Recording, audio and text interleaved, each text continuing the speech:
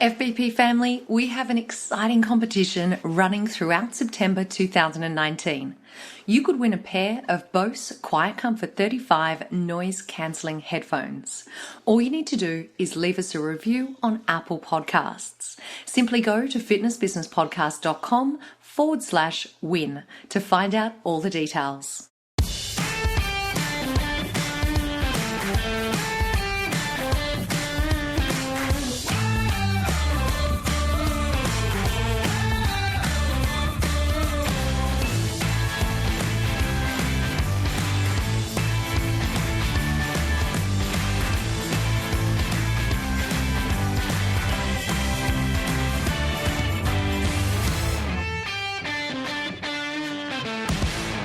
Welcome to the industry's leading business podcast for fitness owners and managers.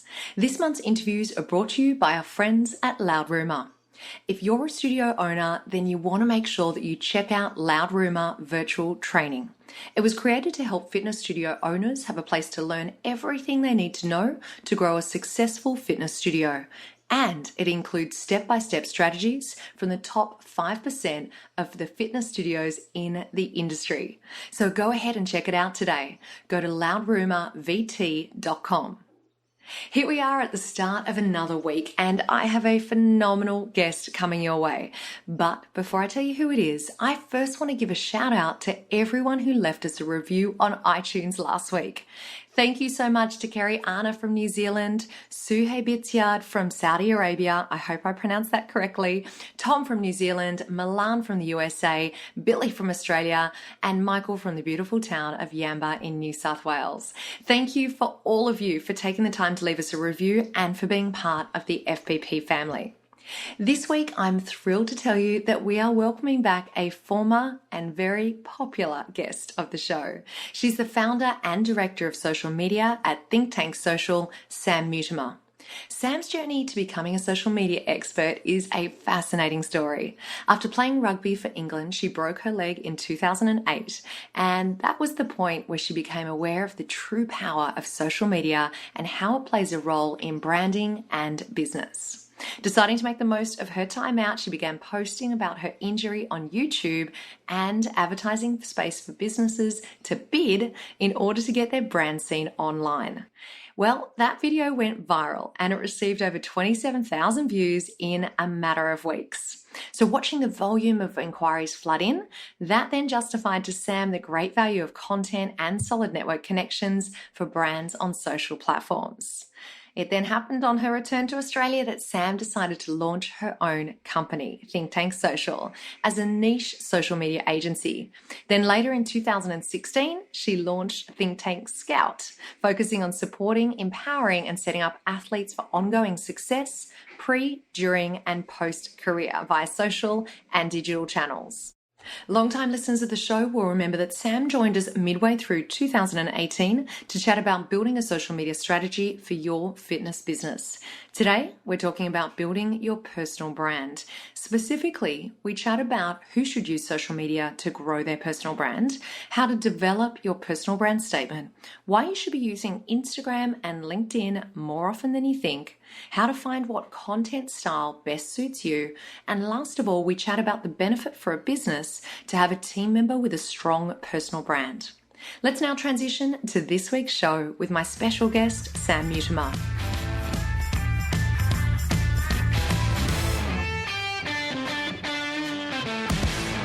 Sam, welcome and welcome back to the show. Thank you for joining us today. My pleasure, Chantel. Great to be back again.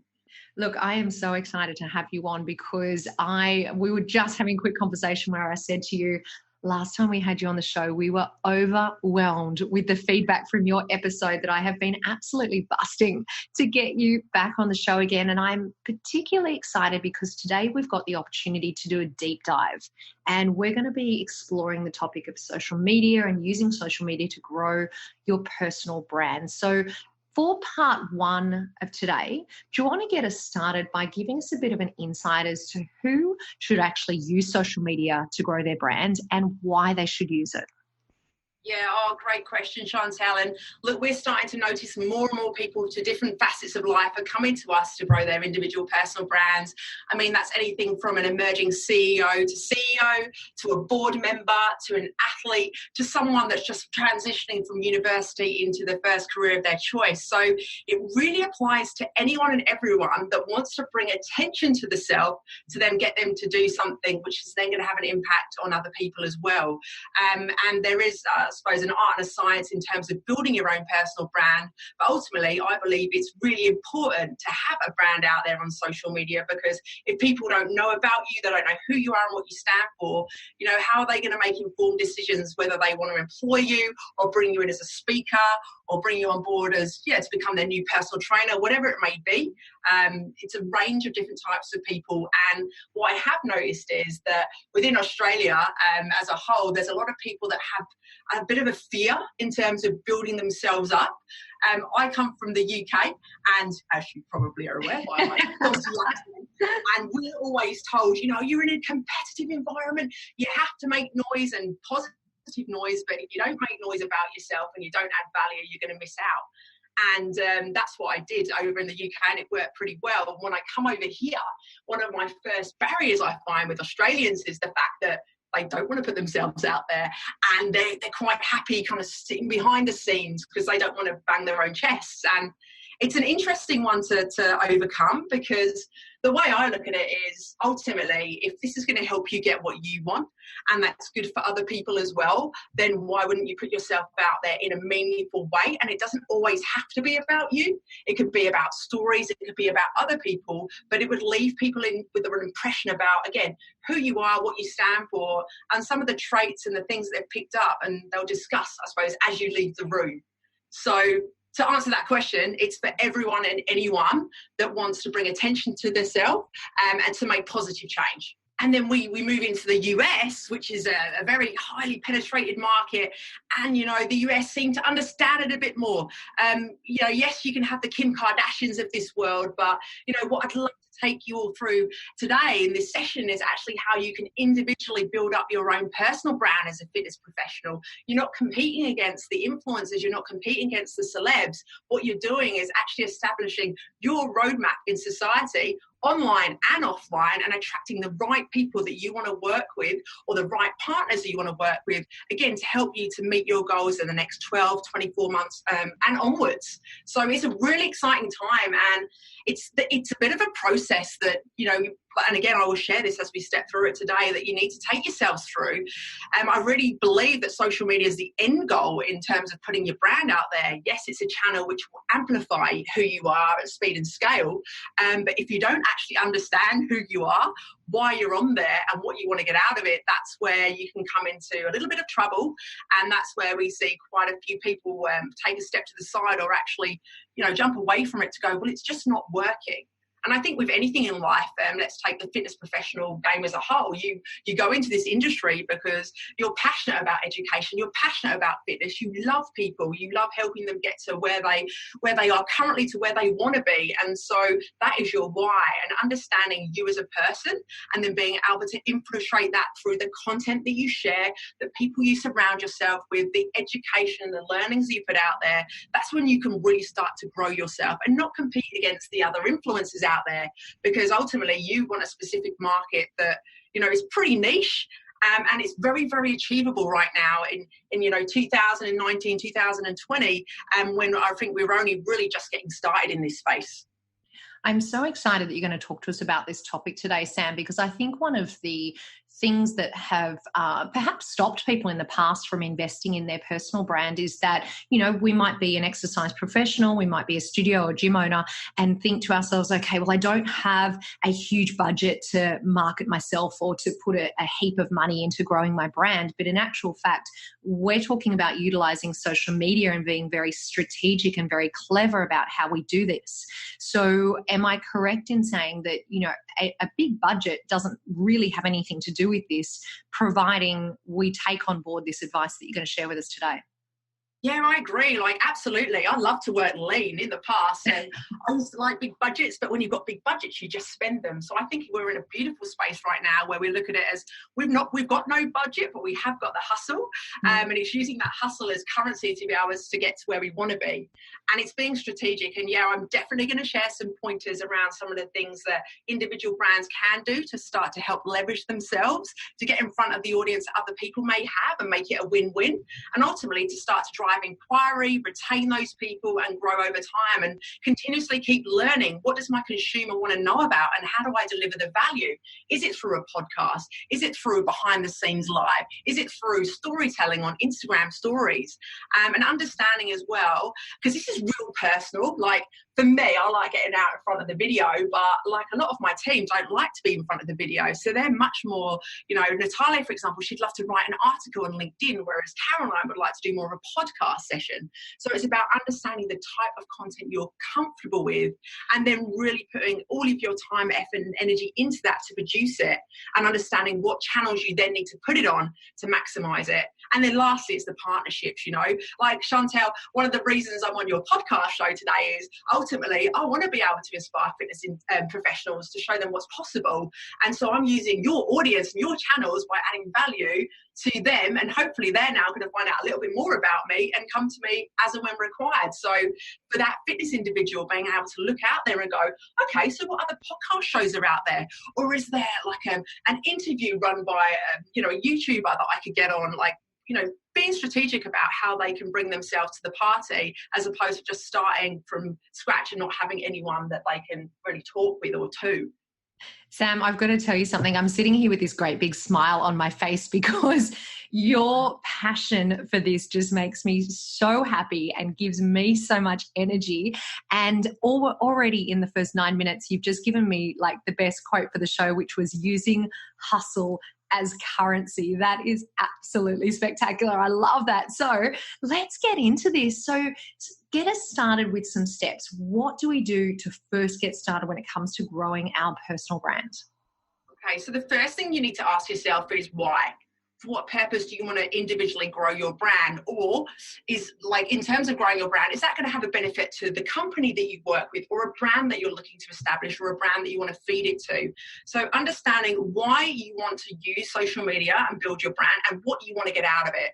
So for example, 12 months from now, what does that look like, and how is that bringing in returns for you, whether that's retaining your clients and customers, whether it's bringing in new revenue, new partnership opportunities. There's so many reasons why, I suppose there's so many things that social media can give from the individual as they put themselves out there. But for me, it would be like addressing three things, like your why. What does 12 months look like for now? 3 objectives, write them down. And so, for example, if I look at me right now in terms of building my own personal brand, which aligns with Think Tank, 3 things I want to do is move more into an executive market. So that's number 1. Off the back of that, then, what that will give me is more content I can produce with a CEO with an interview called Sit with Sam. So I've come up with a way to produce content and get in front of the key decision maker.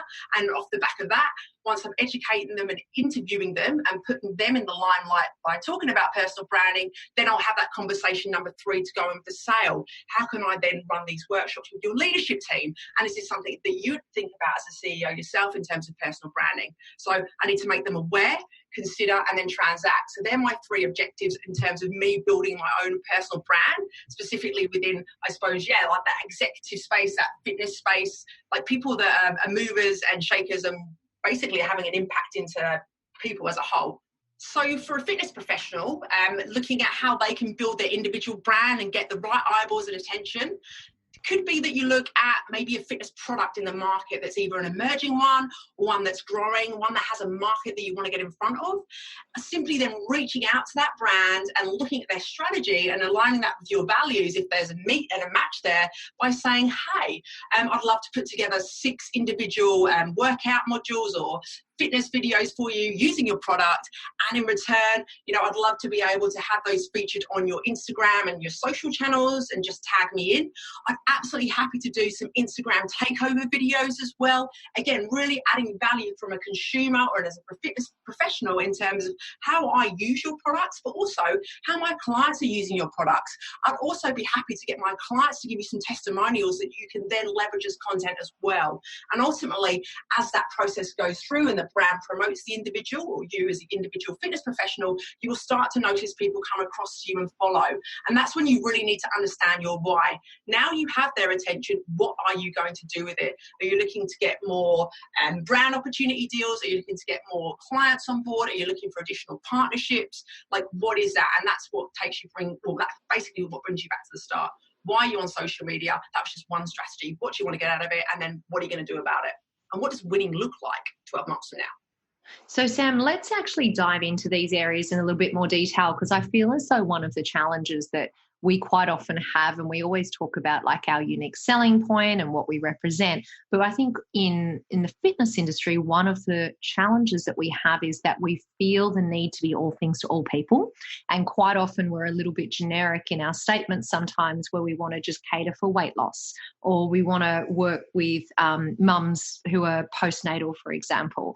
So if we really want to start to have a unique personal brand and stand out in the market, what do we do in order to actually identify our why so that we can start to utilize that in growing that brand? Great questions. So one of the first things, and I've again just gone through this process myself, is like doing a values-based test, actually understanding like, who are you? What do you stand for? What do you want to be known for when you leave the room? What do you want people to say about you?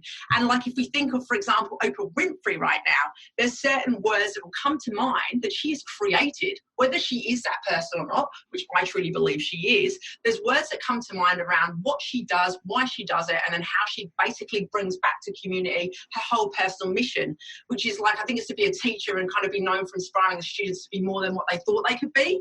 So with every key decision she makes, that's what it comes back to, her values and her personal mission statement. If you haven't got that right, then you can be quite flaky online. And look, I think we all have in the past. I certainly have. I've gone back in the day after the dollars over actually going back to my beliefs and values and heart, and I've learned from that.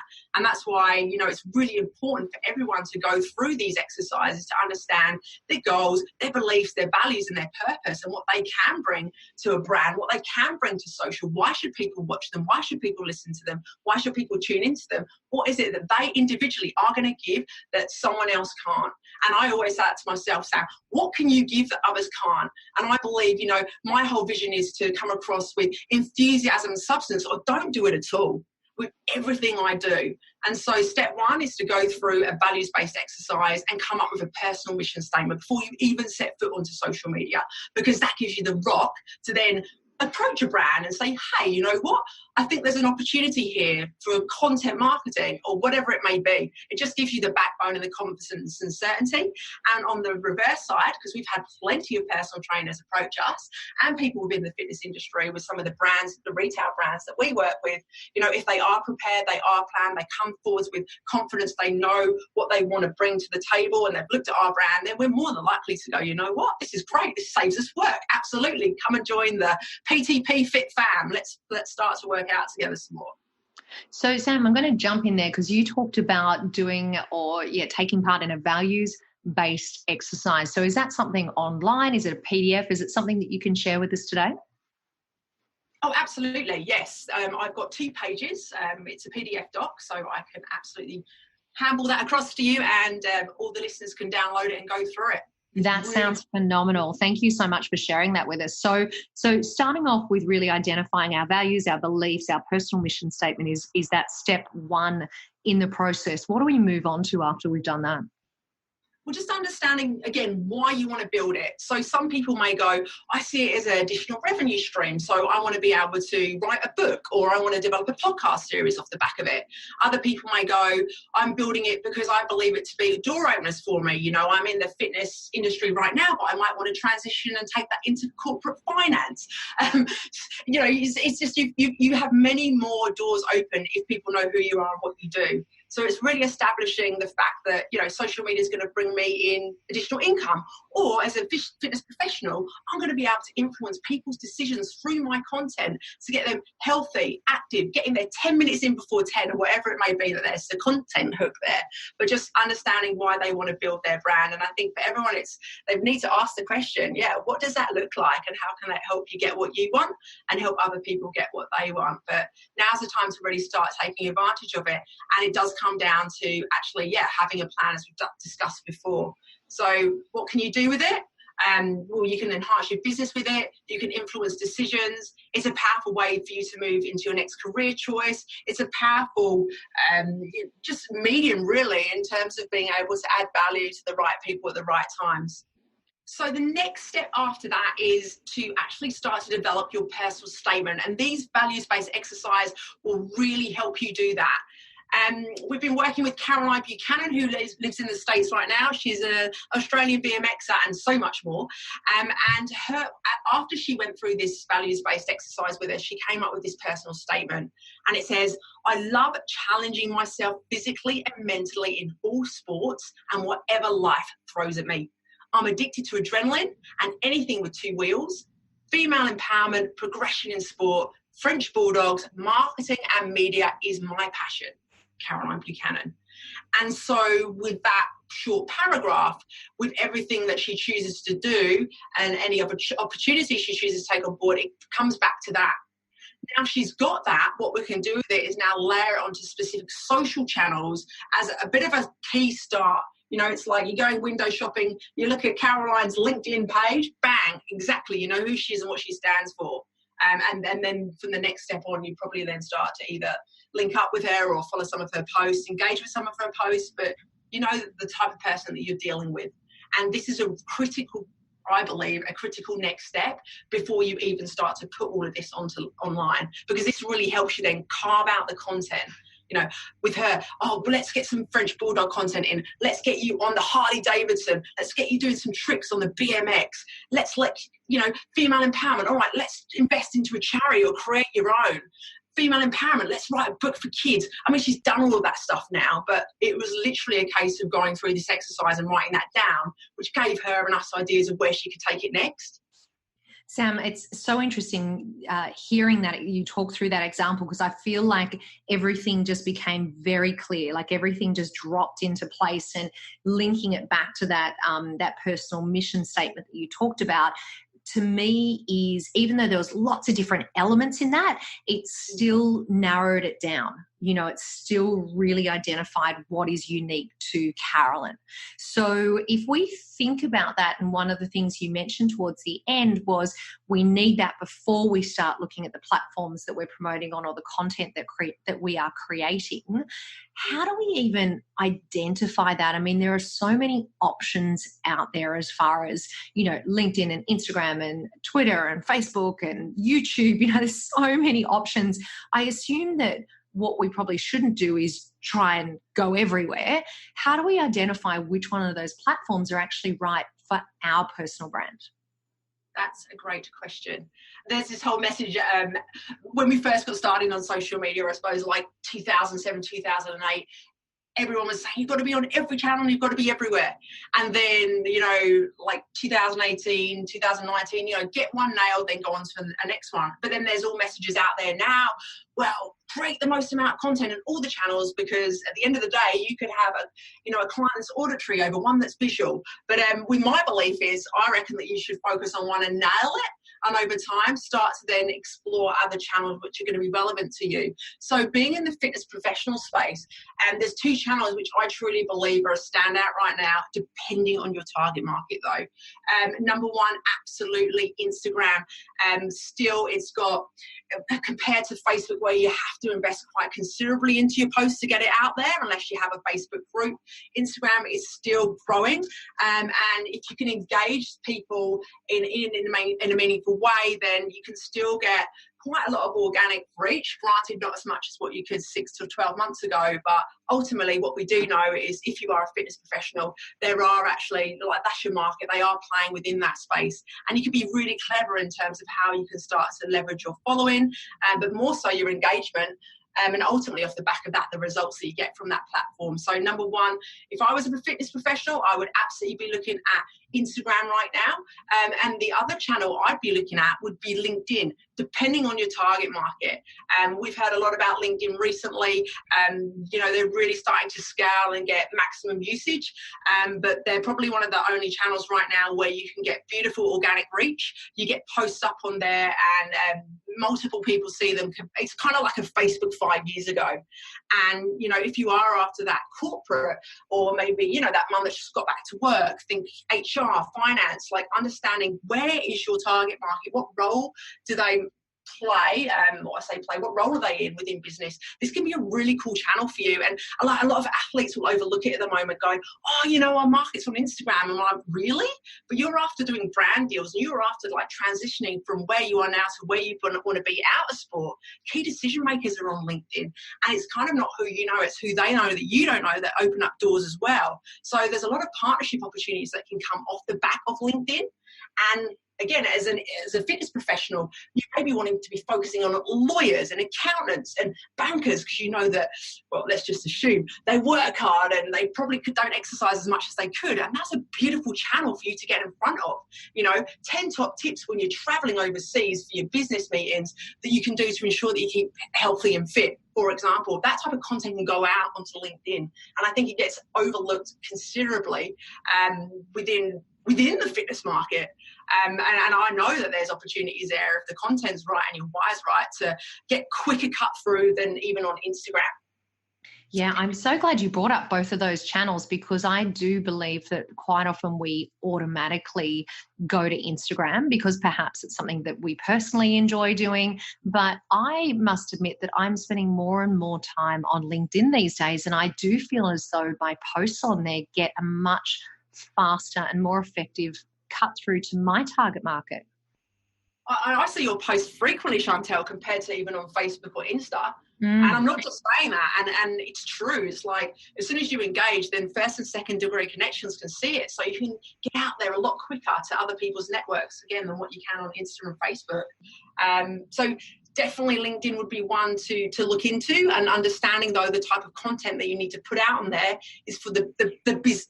It's where business is done. So it's not, content that you would probably put out on Insta. It would probably be different, whether it's an article or a podcast, or now we've got LinkedIn Live, but specifically tailor it to an industry or market segment that you want to help, that you believe you can help, or there's a gap in the market to help. And it could be corporate travelers, for example. Sam, I learnt this recently. I want to share it with everyone in case anyone else out there didn't know this, but a couple of months ago on the show, I'm trying to think who we had. I think we had Kate Toon on the show, and she mentioned that when you're posting videos on LinkedIn, just the same as Facebook, that both of those platforms want the original raw footage, not the YouTube link. Am I correct in saying that? You're exactly right in saying that. Yeah, so we want to make sure that that if we are choosing to share videos on either of those platforms, make sure that you're sharing the actual original video as opposed to uploading it onto YouTube and then sharing it across, because you're not going to get as much reach. So that's my little nugget that I can contribute to the conversation today. So Sam, one of the things that came up for me when you were talking about those platforms, and you did touch on it right at the very beginning of our conversation, is finding the type of content that suits you. Like, not everyone wants to get in front of a video. Some people don't enjoy writing. There's different things that we each have, I guess, a tendency towards or to enjoy. I mean, are there any ways that you could share with us that we can truly find what is best for us and for those platforms? Yeah, look, absolutely. I'd give all of them a go. Like for me, as I mentioned before, I love being in front of the video, but once I've recorded a video, then I pull off a podcast off the back of it, because you've got the auditory. And off the back of that video, then I get some of the guys to go through and pull out quotes, which then we develop as visuals. So then, and off the back of that, then I can download that and then put that into an article. So really from the video you can get quite a lot, but again, it's just like putting it out there and seeing it. It doesn't have to be you could be interviewing someone that your target market is interested in, and they're doing all the talking. off the back of that video, download the audio, pop that into a podcast, and again, like slice and dice it. But LinkedIn or Instagram, there's so much you can do. And just leading into what I learned last week, I came off the back of a Google for Sport conference, Chantel. Mm-hmm. Oh my God, I was like, seriously, this is exciting, because I'm very much into the channels, the social channels. And one of the things that I learned from, even though YouTube is a social channel, one of the things that I did learn was the fact that how you can manipulate that content now. And I'm happily share you some tips off the back of it, but basically they were saying YouTube loves long form content, and off the back of that long form video, it can automatically start to then translate that for you. And, you know, with Google Podcasts coming in now as well, you can start to rank higher. So we talk about building personal brand on social channels, but I forgot to mention, and now I've just remembered, you want to be building this for your digital footprint. Everything you put out on social, you know, people are going to type your name into Google at some point, and I'm sure you've done that when you're looking for reviews or researching holidays or, you know, equipment. And if you can get seen on Google and obviously been discovered on social, then you're double winning. So we talk another channel, and YouTube would definitely be one that I would look to investigate further into for long form video content. And again, looking at everything else that they're doing around the podcast and even Google Cameo. So again, I can give you a little bit of info on those for your index at the end, Chantel, but it's exciting space to be in at the moment. Okay, so I'm going to get you to rewind just a little bit. So what is the definition of long form video content? Okay.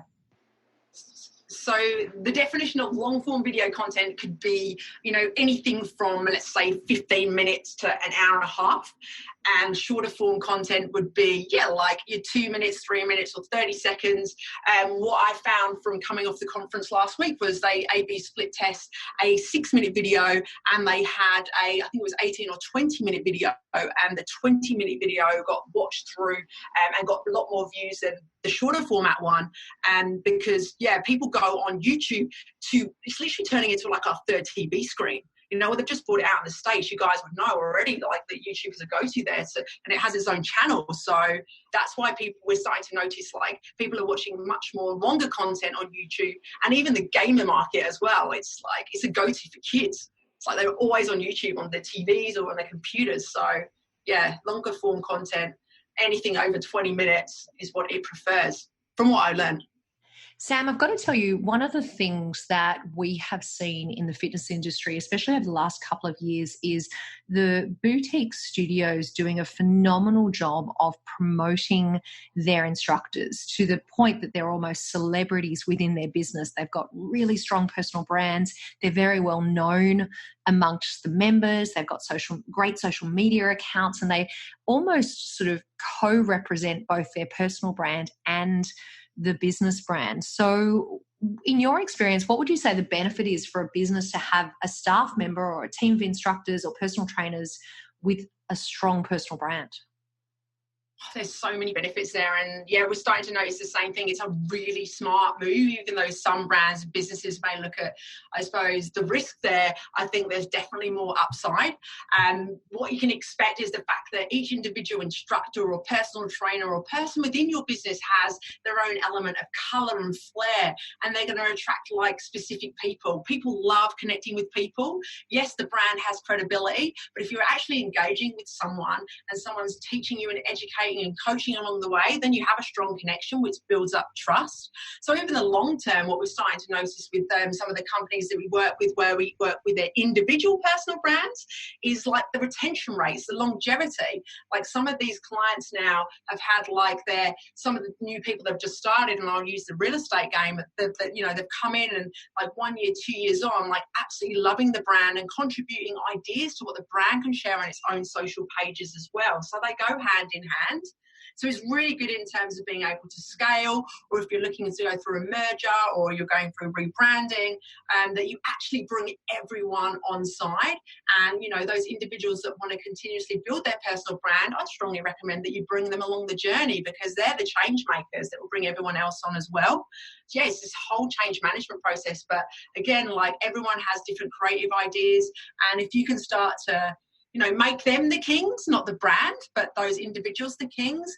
And the results will be tenfold in terms of retaining, growing, and even your recruitment, just attracting new talent. Sam, you mentioned to me off air that you're actually going through this process with your team at Think Tank. And I think that one of the fears perhaps of many business owners is that if I'm associating my business brand with one of my team members' personal brands, what if they say something on social media that's not quite right, or, it's not quite in the tone of our business? Do you have any tips around setting parameters and setting expectations and having an understanding with our team members who have great social media profiles and great personal brands on just ensuring that we're protecting our business brand when we're working so closely together? Yeah. So we definitely have a few educational sessions to kick off, explaining the why and why we're leveraging their personal brand, why we're helping them grow it. But ultimately, and I suppose we're in an agency though where we know that if you put something out there, even if you delete it, it's out there. So for the people that haven't worked in a social media agency before, it's literally about having control and ensuring that, are you happy for that to be put out there? Because that's not only a representative of you, but the company. So there definitely needs to be some time in terms of bringing these people along the journey, but to ensure that it's a win-win and you're supporting them, and I suppose you're edifying in the right areas, and monitoring initially what they're doing is something that I would recommend. But ultimately, once they understand the role that they play in terms of their progression within the business or their progression in life, you'll start to find a lot of them, well, the ones that don't want to do it will just drop off, but the ones that do will start to amplify that, and you'll see the cream from it. But to answer your question, definitely take them through, the why and a bit of a crisis management plan and how you aim to mitigate that if that does happen. But what I found with some of the organisations and individuals I've worked with, that rarely has been the case, again, if they understand the boundaries, what they can and can't do.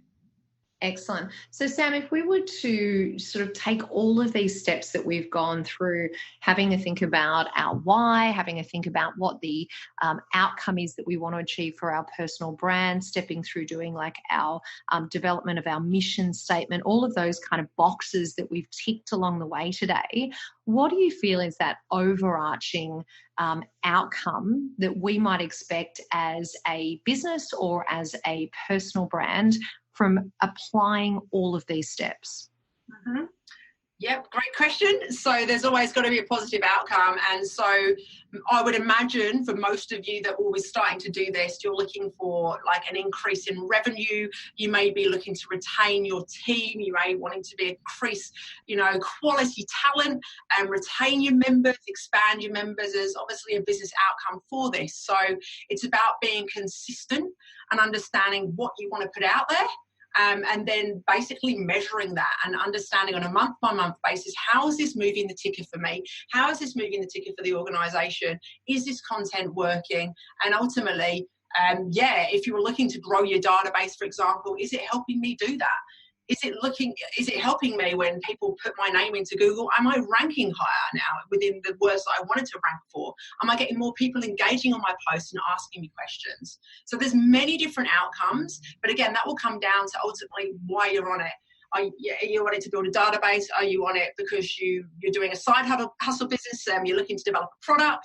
Once you understand what that is, then you can start to put some metrics around that and then start to measure that on a monthly basis. But honestly, it really needs at least 6 months for you to determine whether this is working for you or not. This is not a short-term game.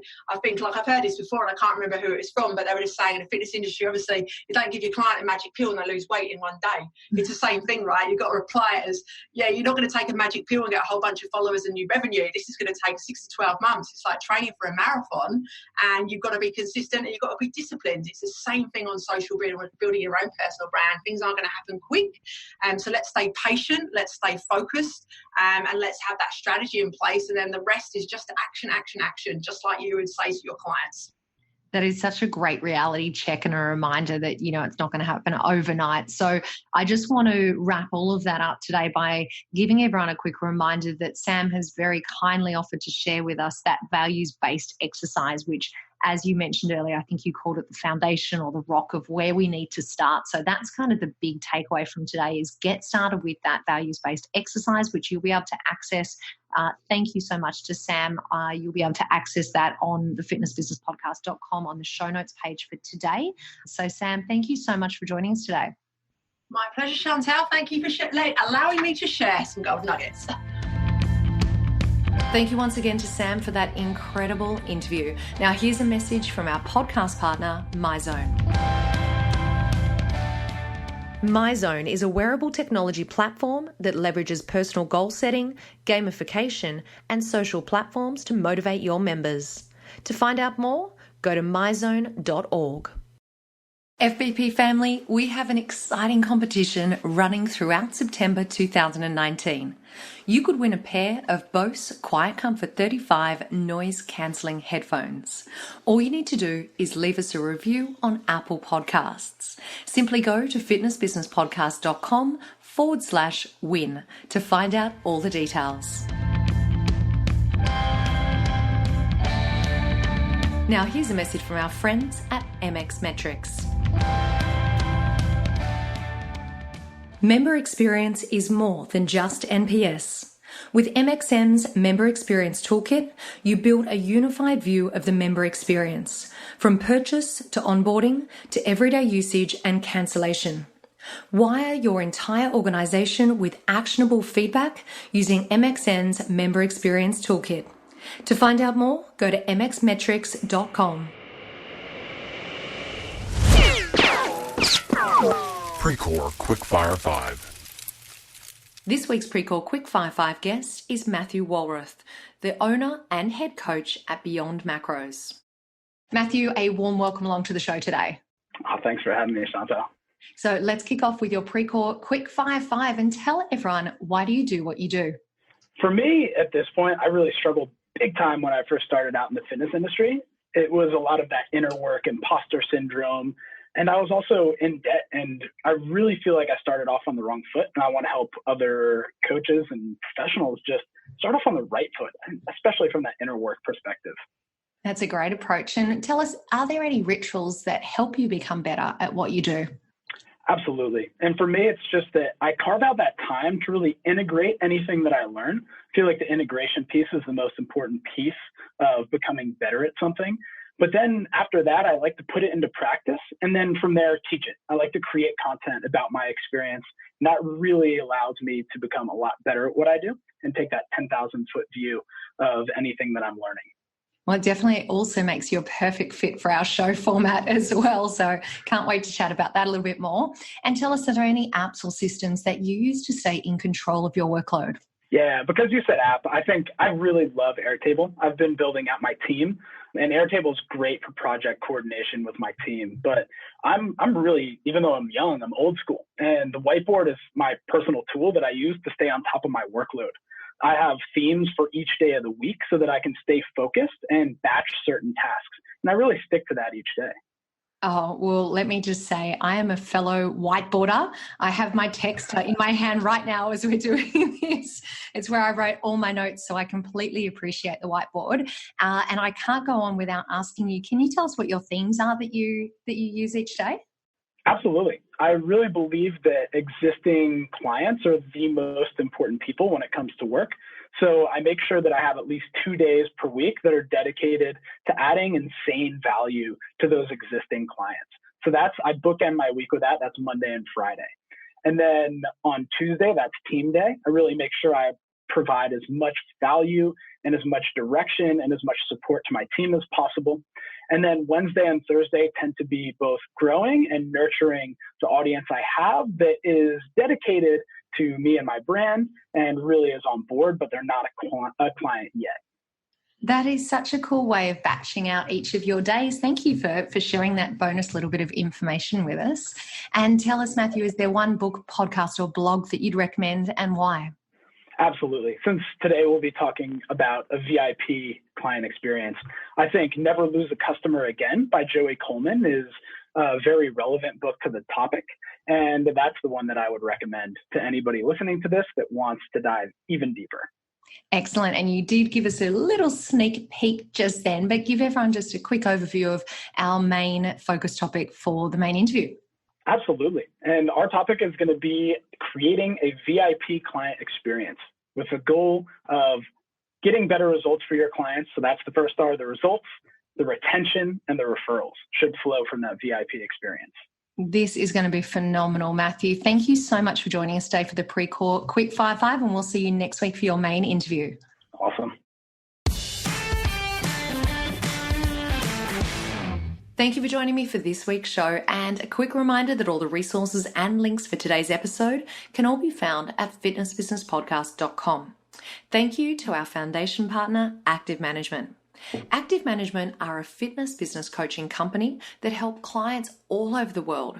And this month, I have a business tip for you all. Join the Active Management Facebook community.